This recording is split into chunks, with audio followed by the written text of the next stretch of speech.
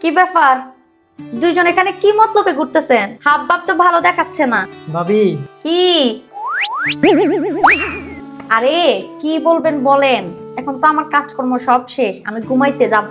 ভাবি শীতকাল তো চলে আসছে, কোনো পিঠা খাওয়াবেন না? ও আচ্ছা, তাহলে এ ব্যাপার। তো কি পিঠা খাইবেন? আর আপনাদের শুধু রাতে ক্ষুধা লাগে? খোলা জালি পিঠার সাথে একটু ভাজি হইলে মন্দ না। আচ্ছা ঠিক আছে, তাহলে আপনার 5 মিনিট বসেন, আমি এক্ষুনি যাই বানানি আসতেছি।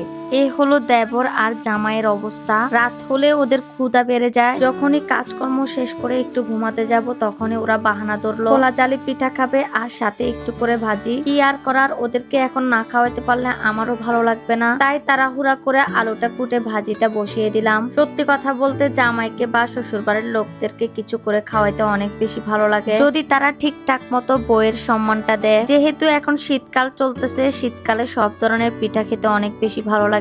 এখন আমি খোলা জালি পিঠা তৈরি করার জন্য গুড়ির মধ্যে হালকা গরম পানি দিয়ে 2টা ডিম ভেঙে নিলাম। খোলা জালি পিঠা বানানো একদম সহজ, যদি সুন্দর করে আপনি ডোটা রেডি করতে পারেন। আমি একটা একটা করে খোলাতে পিঠাগুলো ঘুরিয়ে বানিয়ে নিচ্ছি।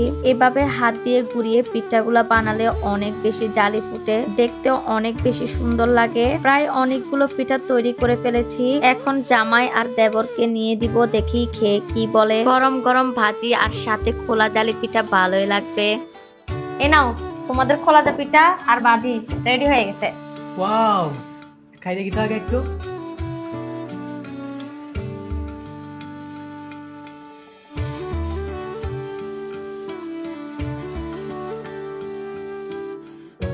দেখছো আকবর, কি মজা হয়েছে! কত কম সময়ে বানাই দিল খোলা চা পিঠে আর ভাজি। তোর ভাবির হাতে আসলেই জাদু আছে। আসলে